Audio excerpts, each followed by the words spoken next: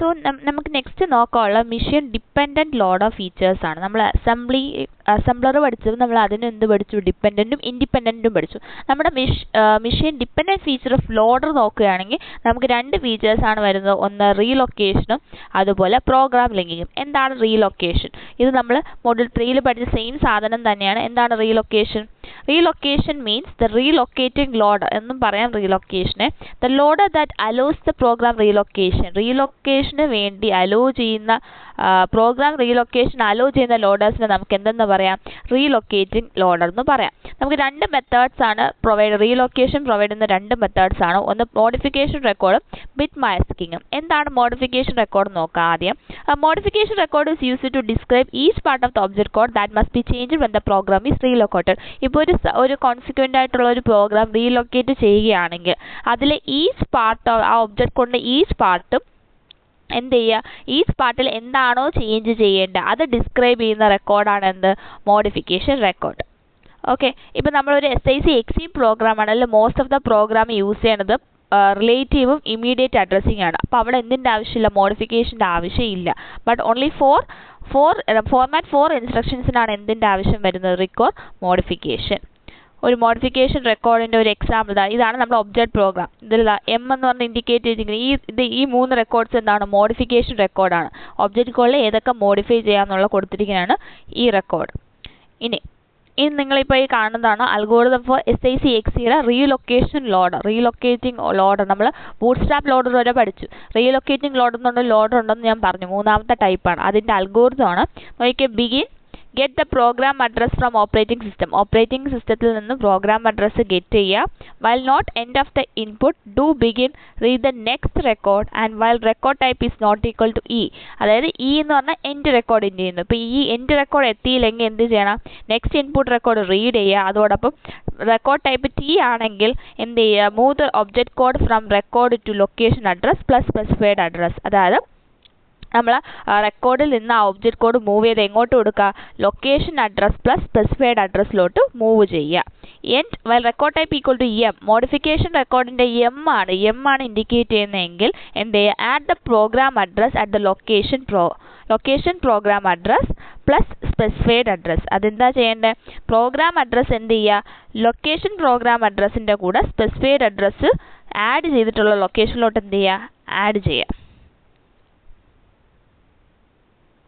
Okay, add the program address at the location program address plus specified address.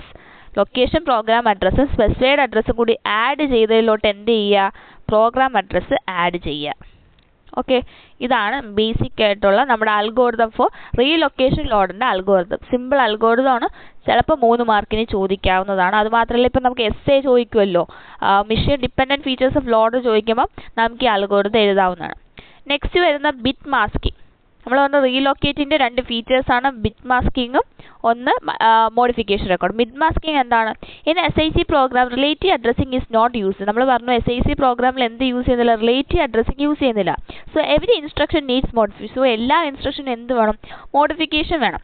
V can not write the modification records for all instruction. നമുക്ക് എല്ലാ ഇൻസ്ട്രക്ഷനും എഴുതാൻ പറ്റും? ഇല്ല. So relocation bits are use. അതുകൊണ്ട് നമ്മൾ എന്ത് ചെയ്യും? റീലൊക്കേഷൻ ബിറ്റ്സ് യൂസ് ചെയ്യും. Each instruction object code is associated with the relocating bit. ഓരോ ഇൻസ്ട്രക്ഷൻ ഒബ്ജക്റ്റ് കോഡും അസോസിയേറ്റിംഗ് എന്താണ്?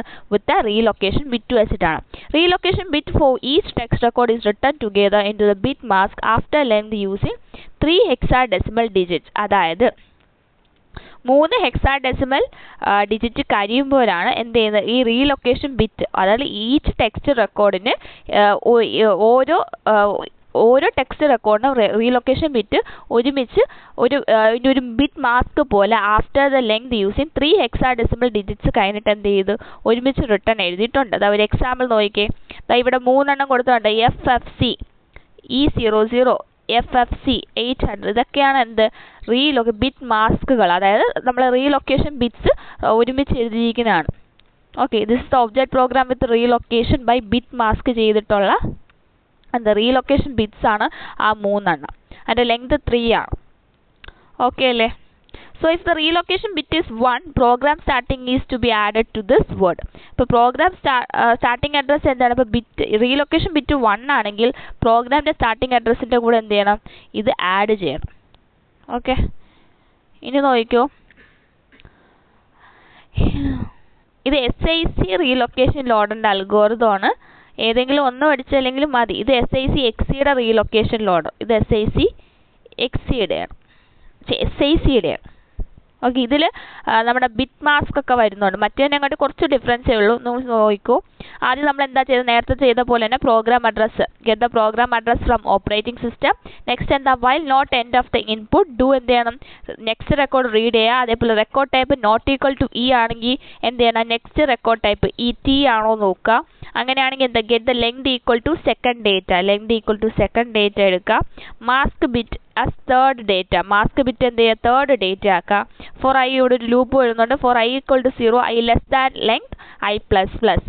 If mi equal to 1 then എന്ത് ചെയ്യുക? mi ഈക്വൽ ടു 1 ആണ്. അതായത് നമ്മുടെ മാസ്ക് ചെയ്യുന്ന ബിറ്റ്, റീലൊക്കേറ്റിംഗ് ബിറ്റ് 1 ആണെങ്കിൽ add the program address the location program address plus specified address. എന്ത് ചെയ്യണം? ആ പ്രോഗ്രാം അഡ്രസ്സ് നമ്മുടെ പ്രോഗ്രാം ലൊക്കേഷൻ പ്രോഗ്രാം അഡ്രസ്സിൻ്റെ കൂടെ സ്പെസിഫൈഡ് അഡ്രസ്സ് ആഡ് ചെയ്തതിൻ്റെ കൂടെ എന്ത് ചെയ്യുക? ആഡ് ചെയ്യുക. ഇനി എന്ത്? ഇൽസ് അങ്ങനെ അല്ലെങ്കിൽ എന്ത് ചെയ്യുക? ഒബ്ജക്റ്റ് കോഡ് എന്ത് ചെയ്യുക? ഒബ്ജക്റ്റ് റെക്കോർഡ്, ആ റെക്കോർഡിൽ നിന്ന് ഒബ്ജക്റ്റ് കോഡ് എങ്ങോട്ട് ചെയ്യുക? ലൊക്കേഷൻ കൗണ്ടർ പ്രോഗ്രാം അഡ്രസ്സും സ്പെസിഫൈഡ് അഡ്രസ്സിലുള്ളിടത്തോട്ട് എന്ത് ചെയ്യുക? മൂവ് ചെയ്യുക. Read the next record end. So ഇതാണ് SICയുടെ റീലൊക്കേറ്റിംഗ് ലോഡറിൻ്റെ എന്ത്? അൽഗോരിതം. കുറച്ചൊരു ഇടയ്ക്കൊരു ലൂപ്പ് കാര്യങ്ങൾ വരുന്നതേ ഉള്ളൂ. ഓക്കെ അല്ലേ? നെക്സ്റ്റ് നമ്മൾ പറഞ്ഞു ഡിപ്പെൻഡൻറ്റ് ഫീച്ചർ രണ്ടെണ്ണം ഉണ്ട്. ഒന്ന് relocation, next one program linking. Next നോക്കാൻ പോകുന്ന പ്രോഗ്രാം ലിങ്കിങ് ആണ്. Consider the program of control sections. The program is made up of 3 control section. നമുക്ക് മൊത്തത്തിൽ എത്ര കൺട്രോൾ സെക്ഷൻസ് ഉണ്ട്? 3 കൺട്രോൾ സെക്ഷൻസ് ഉണ്ട്. ഒന്ന് മെയിൻ പ്രോഗ്രാം, നമ്മൾ പഠിച്ചതാണ് ആദ്യം SICയിൽ. മെയിൻ പ്രോഗ്രാം, പിന്നെ subroutine, write subroutine and read subroutine. RDREC, WRREC ആണ് ഉദ്ദേശിക്കുന്നത്. Okay, okay, these control sections could be assembled together or they could be assembled independently or separate segments of the object code after assembly. Assembly ചെയ്ത് അസംബ്ലറിൻ്റെ ഇത് കഴിഞ്ഞതിന് ശേഷം ഈ control sections എന്ത് ചെയ്യും? Would be assembled together. ഒന്നെങ്കിൽ ഒരുമിച്ച് assemble ചെയ്തിരിക്കുക, അല്ലെങ്കിൽ ഇതിന് എന്ത് ചെയ്യുക? ഇൻഡിപെൻഡൻ്റ്ലി സെപ്പറേറ്റ് സെഗ്മെൻറ്റ്സ് ആയിരിക്കാം. The program thinks the 3 control sections together as a single program. നമ്മുടെ പ്രോഗ്രാമർ എന്താ ചെയ്യുന്നത്? ഈ ഓരോ സിംഗിൾ പ്രോഗ്രാം കൂടി എന്താണ്? ഹോളായിട്ട് ഒരൊറ്റ സിംഗിൾ പ്രോഗ്രാം ആയിട്ടാണ് കൺസിഡർ ചെയ്യുന്നത്.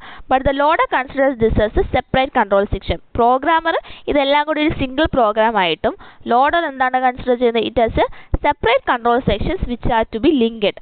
സെപ്പറേറ്റ് കൺട്രോൾ സെക്ഷൻസ് ആണ് എന്ത് ചെയ്യണം? ലിങ്ക് ചെയ്യാനുള്ള സെപ്പറേറ്റ് കൺട്രോൾ സെക്ഷൻസ് ആയിട്ടാണ് ലോഡർ കൺസിഡർ ചെയ്യുന്നത്. Relocated and loaded. Consider the 3 separate programs, program A, program B, program C. അപ്പം നമുക്കിവിടെ 3 പ്രോഗ്രാം തന്നിട്ടുണ്ടെന്ന് തോന്നുന്നു. നമുക്കിവിടെ 3 പ്രോഗ്രാം തന്നിട്ടുണ്ട് കേട്ടോ. Program A, Program B. In this example, there are differences in handling the identical expression with the 3 program. First, നമ്മൾ consider ചെയ്യുന്നത് references and corresponding modification record എന്ത് ചെയ്യണം? ആദ്യം കൺസിഡർ ചെയ്യണം. And the general approach is assemble, evaluate as much as of the expression it can.